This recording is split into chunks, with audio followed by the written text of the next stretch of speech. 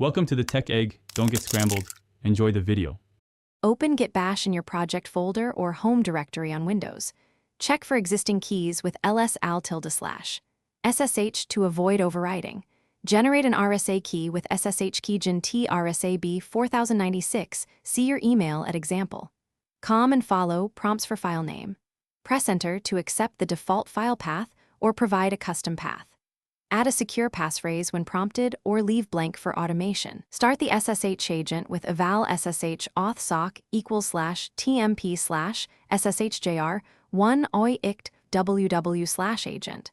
1,133,764. Export SSH auth sock. SSH agent sign in to GitHub and open settings, then SSH and GPG keys to add a new key.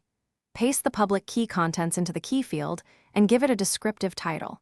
Test the SSH connection in Git Bash using SSH git at GitHub. Com to confirm authentication via port 22. If you see a success message, authentication is ready.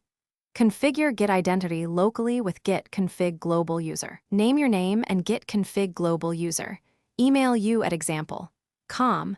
Optionally set credential helper and core. Editor for smoother commits. Clone repositories over SSH with git clone git at GitHub. Com username/repo. Get to use your configured key. For existing HTTPS remotes, switch to SSH with git remote set URL origin git at GitHub. Com username/repo. Git to avoid credential prompts. Use git status to review changes, then git add files and git commit describe changes for clear history. Push commits with git push origin branch to upload changes to GitHub. If you encounter permission issues, rerun SSH git at GitHub. Com to diagnose keys and agent status.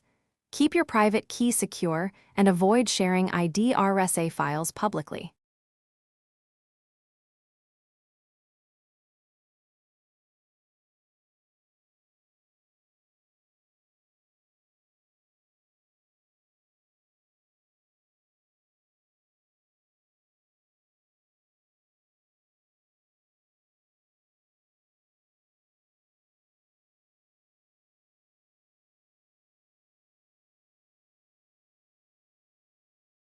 Thanks for watching. Consider subscribing if I helped unscramble your problems.